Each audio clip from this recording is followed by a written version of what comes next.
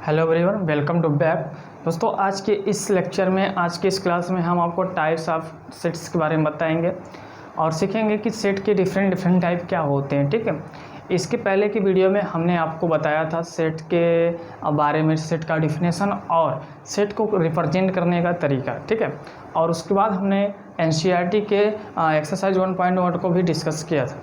तो दोस्तों, आज की इस वीडियो में हम सिर्फ डिफरेंट टाइप्स ऑफ सेट्स के बारे में डिस्कस करेंगे और समझेंगे अच्छे से। ठीक है, और आप इस चैनल पर नए हो तो चैनल को सब्सक्राइब कर लीजिए और हो सके तो चैनल को शेयर भी करिए और बताइए लोगों को। ठीक है, तो चलिए आज का जो टॉपिक होने वाला है वो होने वाला है टाइप्स ऑफ सेट। ठीक है दोस्तों, टाइप्स ऑफ सेट्स, समुच्चय के प्रकार या सेट के प्रकार। ठीक है, सेट के विभिन्न प्रकारों के बारे में डिस्कस करेंगे, जिसमें से पहला आता है आपका, क्या आता है दोस्तों, पहला जो आपका सेट आता है वो आता है इम्पटी सेट। दोस्तों, कौन सा सेट आता है? जो फर्स्ट टाइप आपका है वो इम्पटी सेट है, इम्पटी सेट। ठीक है दोस्तों, इम्पटी सेट को आप नल सेट भी बोलते हो। क्या बोलते हो? नल सेट बोलते हो, या इसका एक नाम है वायर्ड सेट। क्या बोलते हैं इसको? Wired set. ठीक है, इन सब का मतलब होता है खाली। इन सब का मीनिंग क्या होता है मेरे भाई? खाली होता है। खाली का मतलब क्या होता है कि इनके अंदर कोई एलिमेंट नहीं रहता है, सेट के अंदर कोई एलिमेंट नहीं रहता है, इसलिए उसको इम्पटी सेट बोलते हैं। ठीक है दोस्तों, तो क्या लिखेंगे? A set is said to be, a set is said to be, क्या सेड टू बी मेरे भाई? सेड टू बी इम्पटी और null. A set is said to be empty, null or void if, क्या मेरे भाई? if it has no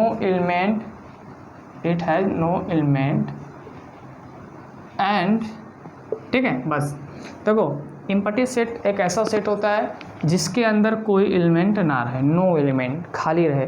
ठीक है, और इसको डिनोट कैसे करते हैं मेरे भाई? इसको डिनोट करते हैं एंड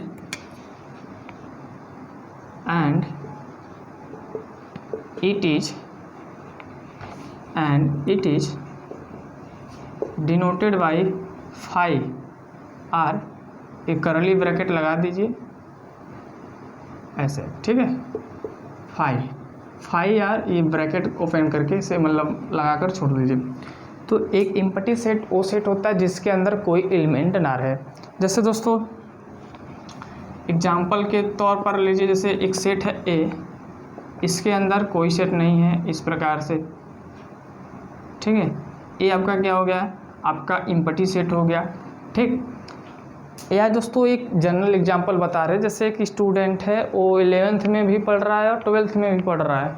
ठीक है, एक सेट है, जैसे मैं आपको एग्जांपल में समझाऊं तो एक सेट ले लीजिए, कोई सेट ले लीजिए बी,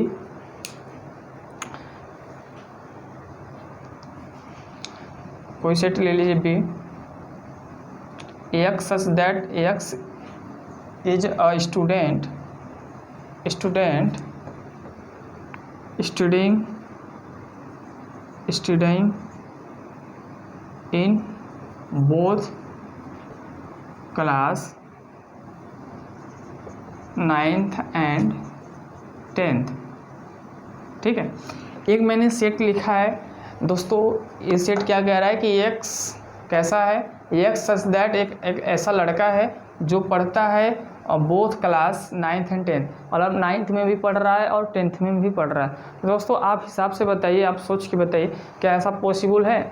ऐसा पॉसिबल है कि एक लड़का 9th में भी 9th का भी स्टूडेंट है और 10th का भी स्टूडेंट है? ऐसा पॉसिबल है? तो नो, ऐसा पॉसिबल नहीं है। इसलिए जो ये आपका सेट हुआ, ये आपका इम्पटी सेट हुआ। कैसा सेट हुआ मेरे भाई? ये आपका क्या हो गया? इम्पटी सेट हो गया। बात क्लियर हुई? समझ में आया कि नहीं? इम्पटी सेट क्या कहते हैं? इम्पटी सेट एक ऐसा सेट है जिसके अंदर कोई एलिमेंट ना रहे, बस सीधी सी बात। और इसको डिनोट कैसे करते हैं? फाई से, या ये ब्रैकेट लगा के छोड़ देंगे, करली ब्रैकेट। ठीक है दोस्तों, ये आपका हो गया। ठीक, या एक और एग्जांपल ले लीजिए, जैसे हमारे पास एग्जांपल नंबर सी ले लीजिए। एक सेट है c, x such that x is a natural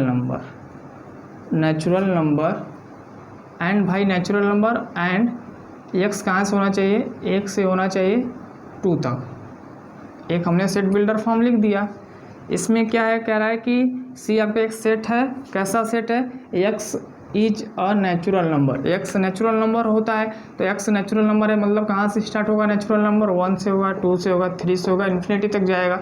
लेकिन एक्स की एक और प्रॉपर्टी यहाँ पे मेंशन की हुई है कि एक्स की जो वैल्यू होगी 1 और 2 के बीच में होनी चाहिए। तो दोस्तों बताओ आप, ऐसा कौन सा नेचुरल नंबर है, ऐसा कौन सा नेचुरल नंबर जो 1 और 2 के बीच में लाई करता हो, पढ़ता हो, एग्जिस्ट करता? तो क्या ऐसा कोई नंबर है यहाँ पे? तो ऐसा कोई नंबर नहीं है, इसलिए आपका सी क्या हो गया, इम्पटी सेट हो गया। दोस्तों कैसा सेट हो गया, इम्पटी सेट हो गया। तो आई होप आपको इम्पटी सेट के बारे में अच्छे से जानकारी प्राप्त हो गई है कि इम्पटी सेट एक ऐसा सेट होता है जिसके अंदर कोई एलिमेंट ना रहे, इसको फाई से डिनोट करते हैं। इससे आप लिख लो, उसके बाद हम आगे टाइप ऑफ सेट के बारे में डिस्कस करते हैं। ठीक है, इसे लिख लीजिए आप जल्दी से। और वीडियो को पसंद आ रहा है तो वीडियो में लाइक करिए, कमेंट करिए और शेयर भी करिए। ठीक है, नोट डाउन करिए इसे, आप तीनों एग्जाम्पल नोट डाउन करिए जल्दी से।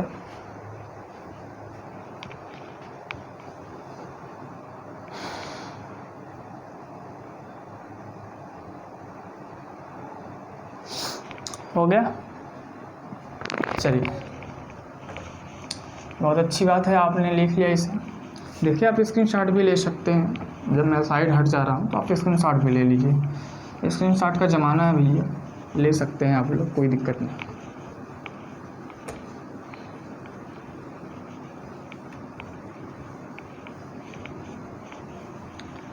अगला जो हमारा जो टॉपिक है या जो सेट है वो है फाइनाइट सेट। फाइनाइट सेट और infinite set.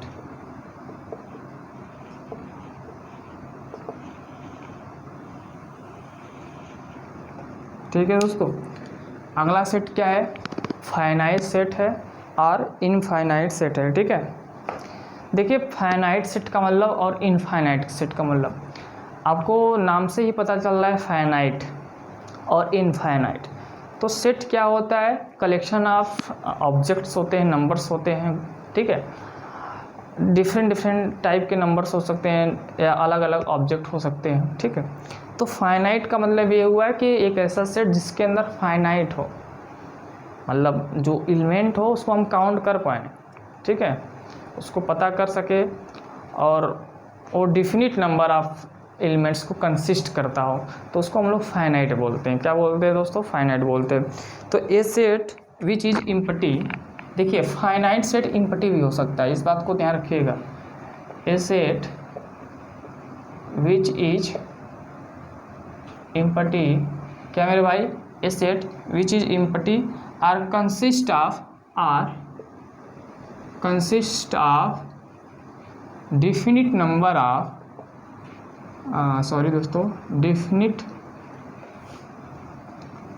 Definite number of, क्या number of, definite number of, क्या मेरे भाई, definite number of elements are elements is called finite set. Otherwise क्या हो जाएगा, इनफाइनाइट हो जाएगा। अदरवाइज क्या हो जाएगा मेरे भाई, इनफाइनाइट सेट हो जाएगा। बात समझ में आ रही है कि नहीं? तो आपका जो फाइनाइट सेट होता है एक इम्पटी सेट होता है और कंसिस्ट करता है डिफिनिट नंबर ऑफ एलिमेंट। ठीक है, उसको हम फाइनाइट बोलेंगे। अगर ऐसा नहीं है तो क्या हो जाएगा दोस्तों, इनफाइनाइट सेट हो जाएगा। क्या हो जाएगा आपका, इनफाइनाइट सेट हो जाएगा। समझ में आया? तो डेफिनेशन लिख लीजिए, फिर एग्जाम्पल कराते हैं।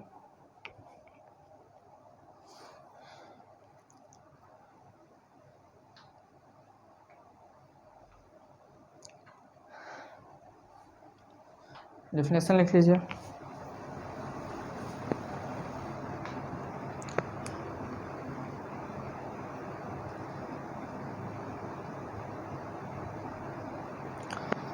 समझ में आया? फाइनाइट इनफाइनाइट क्या होता है? देखो दोस्तों, जैसे एक एग्जांपल मैं कंसीडर कर रहा हूँ। जैसे आपके पास एक सेट है, कैसा सेट है, let W is a set of days of week, ठीक है, अ वीक, एक सप्ताह के दिनों का जो कलेक्शन है वह भी आपका एक सेट है भाई। Sunday, Monday, Tuesday, Wednesday, Friday, Thursday, सब आपके क्या होते हैं, डेज होते हैं। तो एक वीक के अंदर जो आपके डेज होते हैं, ठीक है, उनका कलेक्शन आपका एक फाइनाइट है कि नहीं। या कोई मंथ है, जैसे कलेक्शन ऑफ मंथ्स, यह भी आपका क्या है, फाइनाइट सेट है। समझ में आ रहा है कि नहीं। या एक एग्जांपल और ले सकते हैं, जैसे ये तो आपका पहला एग्जांपल हुआ, ये आपका कैसा सेट है, ये फाइनाइट है। बताइए, सोच के बताइए आप लोग, ये फाइनाइट है कि नहीं, फाइनाइट, ये आपका फाइनाइट सेट है।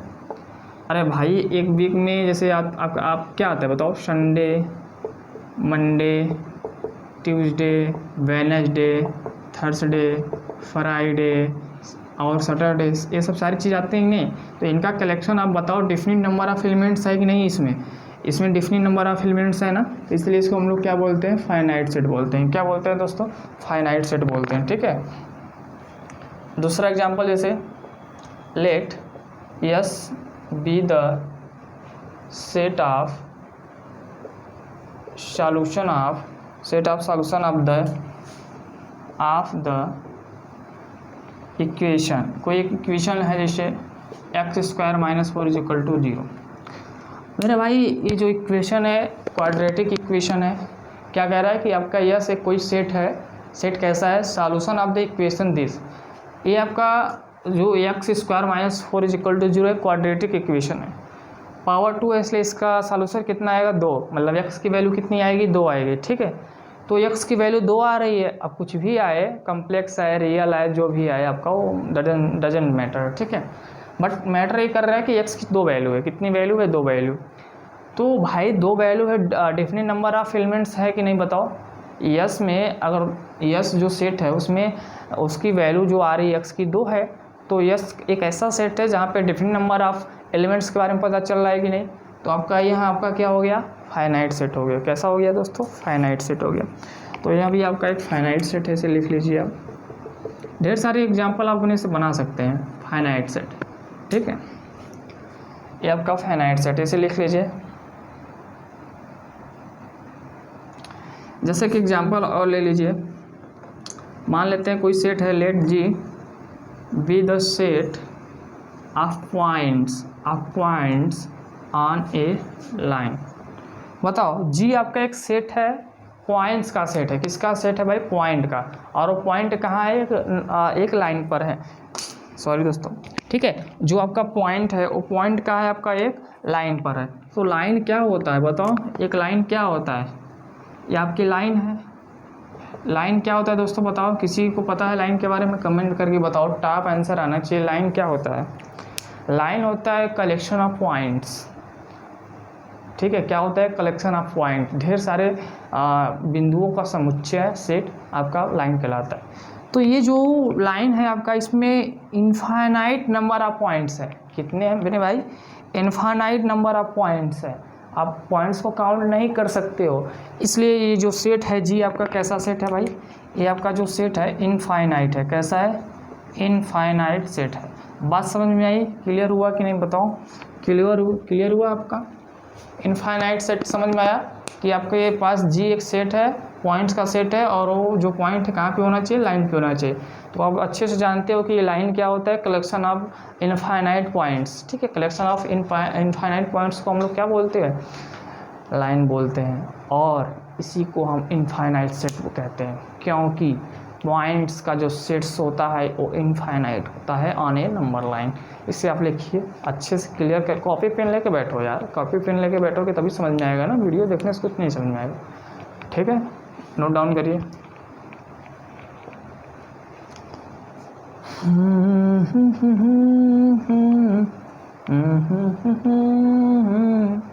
ला ला ला ला ला, जल्दी से लिखो भाई, जल्दी से लिखो, जल्दी से लिखो।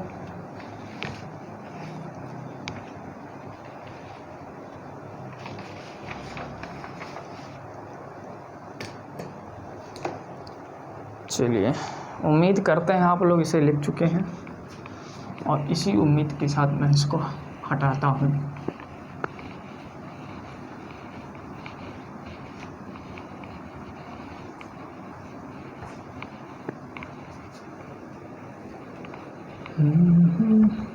दोस्तों अभी तक हमने क्या सीखा? अभी तक हमने यह सीखा कि फाइनाइट, इनफाइनाइट और एम्प्टी सेट के बारे में सीखा। अब बात करते हैं सिंगलटन सेट क्या होता है। कैसा सेट दोस्तों? सिंगलटन सेट क्या होता है, ठीक है। अगला जो टॉपिक आ रहा है आपका, तीसरा आ रहा है आपका सिंगलटन सेट।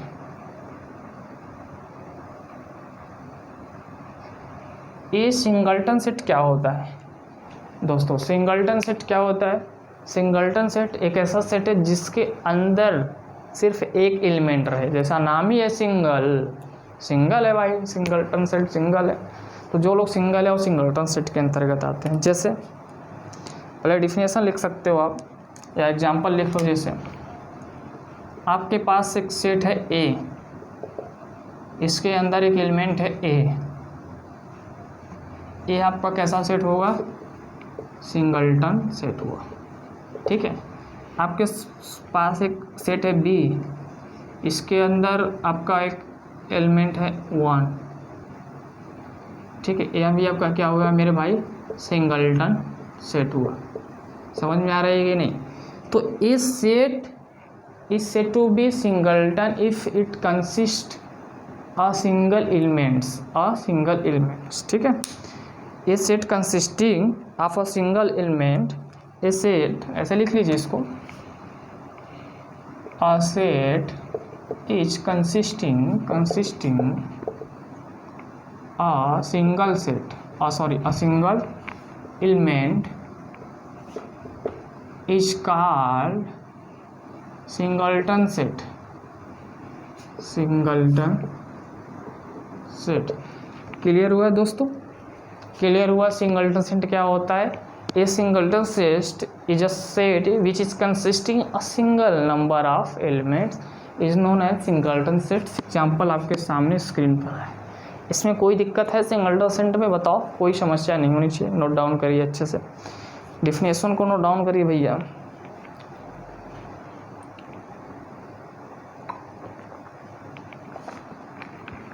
बहुत गर्मी है दोस्त, बहुत ज़्यादा गर्मी है।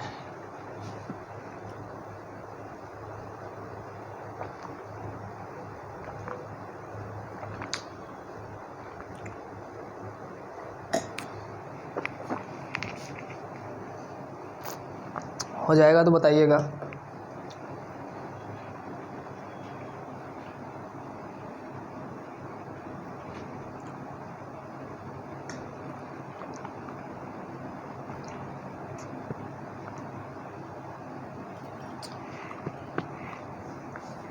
चलिए हो गया। हटाएं इसको, बता दो दोस्त हैं।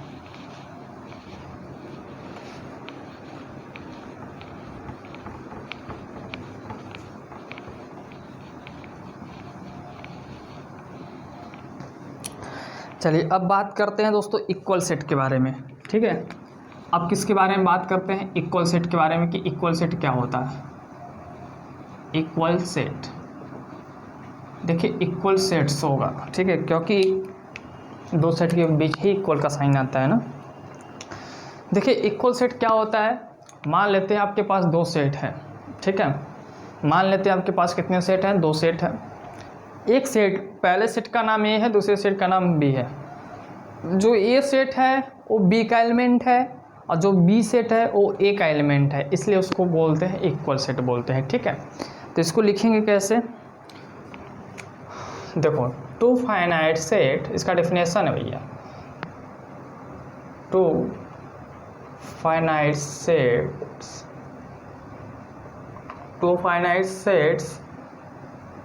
आर क्या हो जाएगा दोस्तों? आर इक्वल इफ, देखो जैसे मैं बता रहा हूँ, आपके पास एक सेट ए है, उसके अंदर एलिमेंट क्या है? 1 2 3 4 5। ये आपका एक सेट ए है, ठीक है। एक दूसरा सेट है बी आपका, उसके अंदर एलिमेंट क्या है भाई 4, 5, 3, 2, 1। तो ये जो दोनों सेट हैं आपके क्या हैं इक्वल सेट है।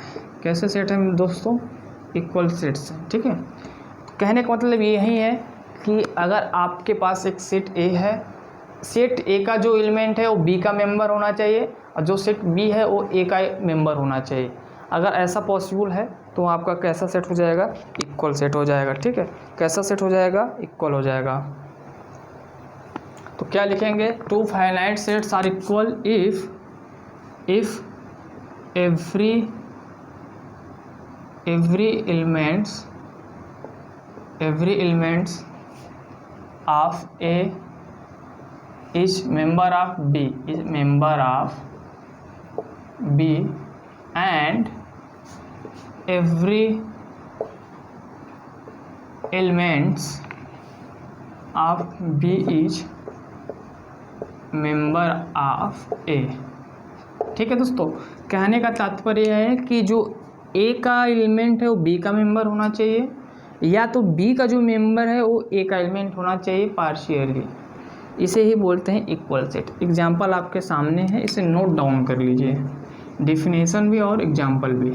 तो दो सेट कब बराबर होंगे, जब उनका एलिमेंट एक दूसरे के साथ क्या हो, आपस में इक्वल हो, ना इसमें ज़्यादा एलिमेंट हो ना इसमें ज़्यादा, ठीक है, सब बराबर। देखो एक यहाँ पे है तो एक यहाँ भी है, दो यहाँ है तो दो यहाँ है, तीन है तो तीन यहाँ, चार। आर्डर मैटर नहीं करता, एक सेट के अंदर आर्डर मैटर नहीं करता, order doesn't matter in a set, ठीक है। थोड़ा अंग्रेजी बोलना सीख रहे हैं, अंग्रेजी का ज़माना है, थोड़ा अंग्रेजी बोल रहे हैं तो कभी त्रुटि हो जाए, एरर हो जाए तो माफ़ करिएगा, ठीक है दोस्तों। नोट डाउन कर लीजिए माय डियर फ्रेंड्स। चलती हैं सांसें पहले से ज़्यादा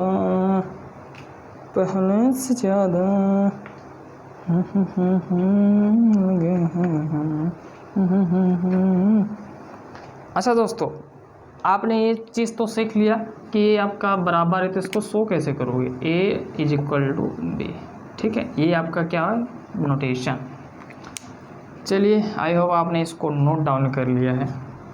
तो इसको हटाते हैं, अब हम अगले टाइप ऑफ सेट के बारे में डिस्कस करते हैं। समझ में आ रहा है कि नहीं किसी को यार, कैसे मालूम चलेगा, आप लोग कमेंट में ही बता पाएंगे ना। अब बात करते हैं सबसेट के बारे में। किसके बारे में दोस्तों, सबसेट के बारे में। पांचवा आपका जो टाइप है वो क्या है, सबसेट। ठीक है। देखो सबसेट क्या होता है, आपके पास एक सेट ए है और एक सेट बी है। जैसे आपके पास सेट ए है, क्या है दोस्तों, 1, 2, 3, 4, 5, 6, 8, 9। ये आपके पास एक सेट ए है, ठीक है, और आपके पास एक सेट बी है, सॉरी, आपके पास क्या है, एक सेट ए है और एक सेट क्या है, बी है। बी सेट का जो एलिमेंट है दोस्तों क्या है, 2, 3, 5, 7, ठीक। तो देखो अच्छा, एक चीज़ और ध्यान रखिएगा, जो इक्वल सेट मैंने आपको अभी बताया था, इक्वल सेट बताया था, इक्वल सेट दो सेट थे तो इक्वल सेट ऐसे होते हैं। इनका जो नोटेशन होता है, ये नोटेशन होता है, क्या होता है दोस्तों, नोटेशन होता है, ठीक है, इक्वल सेट का। अब दोस्तों आपको समझना है क्या है सबसेट। देखिए सबसेट टर्म समझिए क्या होता है।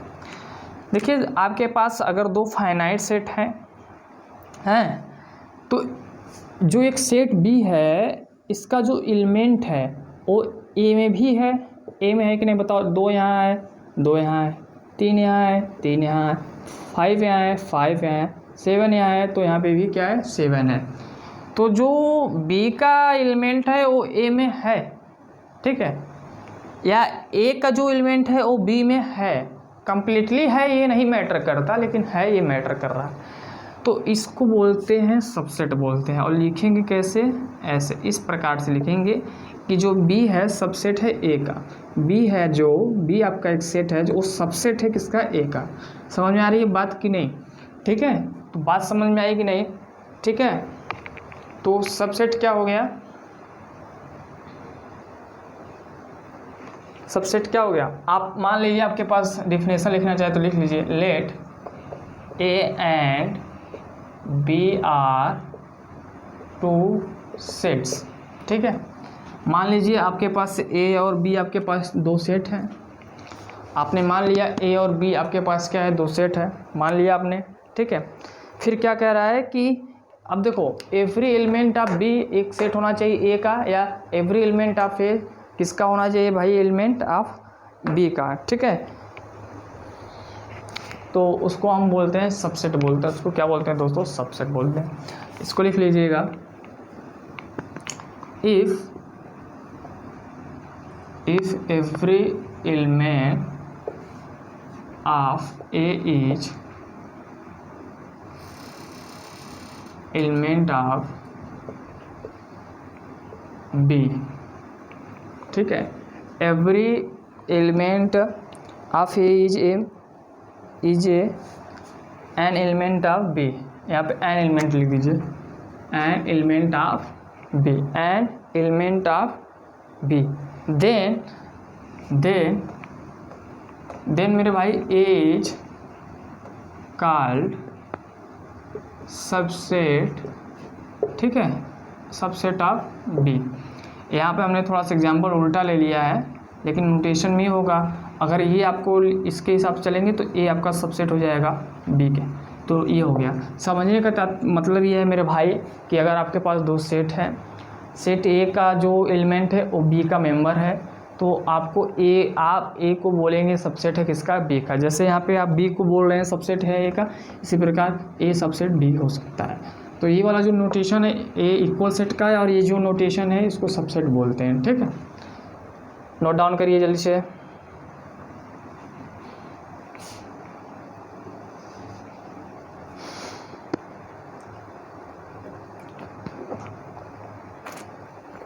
नोट डाउन करिए।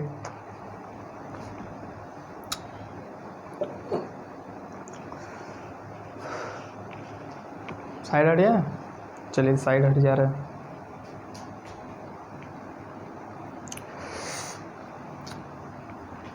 चलिए नोट कर लिया आपने।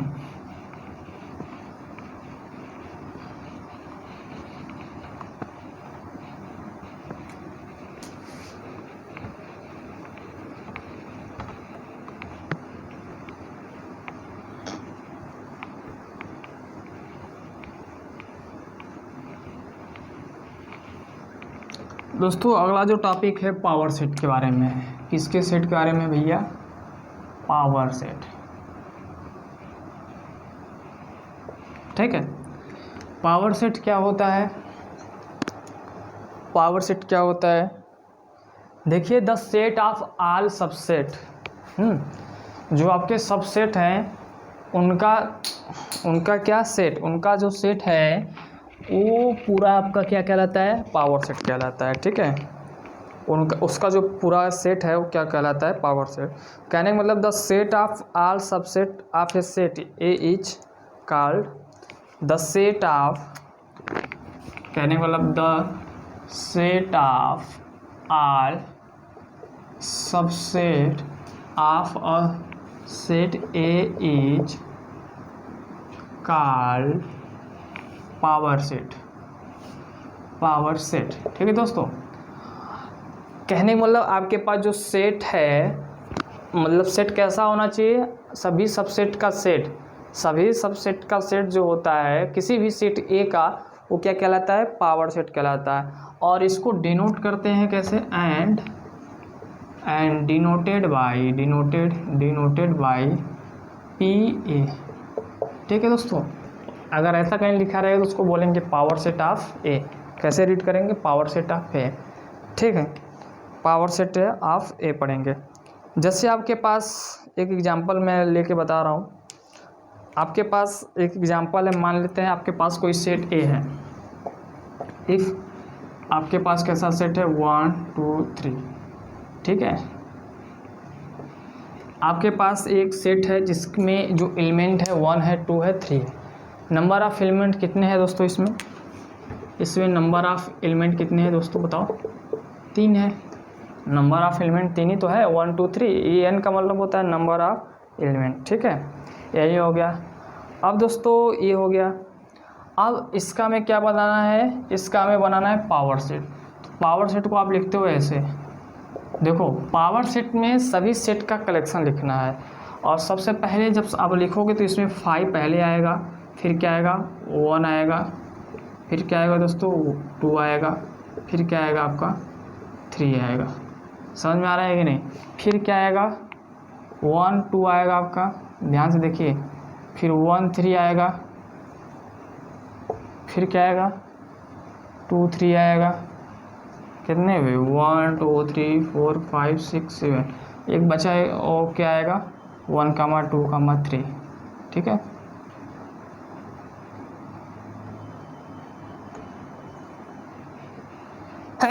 सॉरी। देखिए पावर सेट को समझने के लिए आपके पास एक सेट है जिसमें 3 एलिमेंट है। कितने एलिमेंट है? 3। तो पावर सेट क्या होता है? The collection of all subset, the collection of all subset या the set of all subset of a set.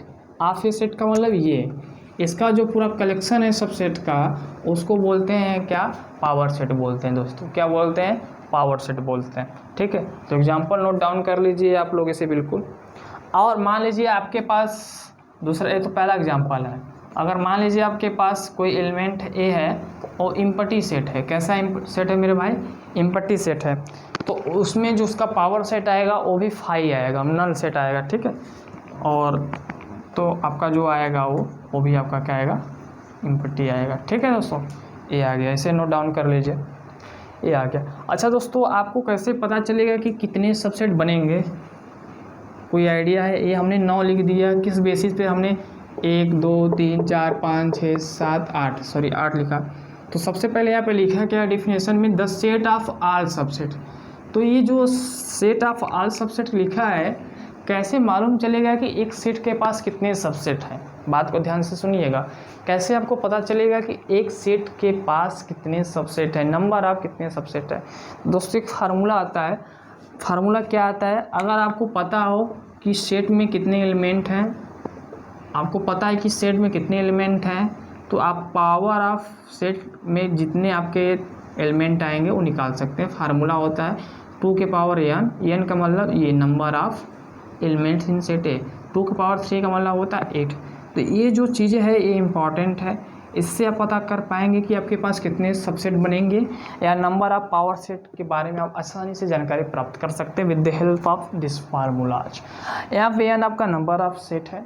एक सेट के अंदर कितने आपके एलिमेंट्स आएंगे आप बता पाएंगे, इसके थ्रू काउंट करके बता पाएंगे, ठीक है। उसी के हिसाब से आप सबसेटों की संख्या निकाल पाओगे, और जितने सबसेट बनेंगे आपके, उसका पूरा सेट आपका पावर सेट कहलाता। आई होप आपको पावर सेट के बारे में अच्छी जानकारी प्राप्त हो गई है। इसे लिख लीजिए, फिर बात करते हैं आगे। इसे लिखिए दोस्तों, जल्दी से लिखिए मेरे भाई, जल्दी से लिखिए, जल्दी से लिखिए, जल्दी से लिखिए, जल्दी से लिखिए।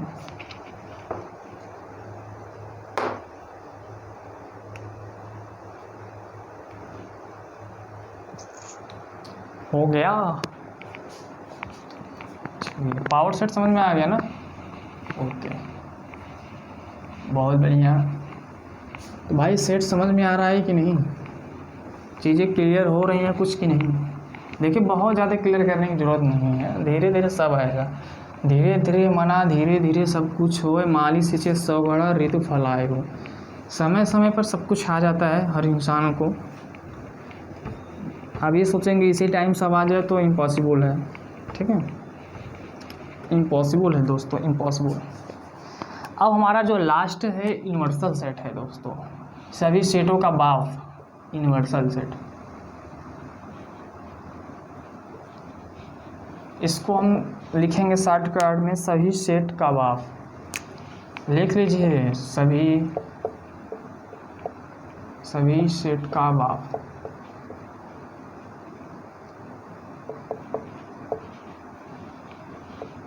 ठीक है। यूनिवर्सल सेट क्या होता है? The set of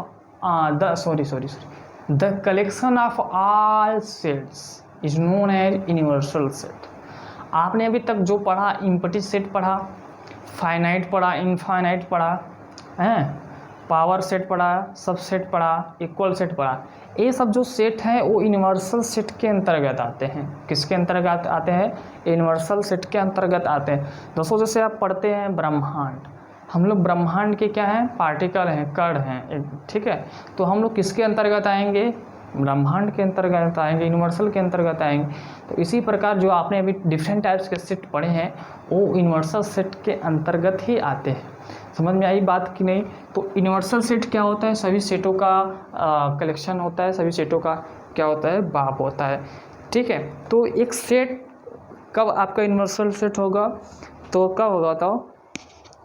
a set that contains all sets, a set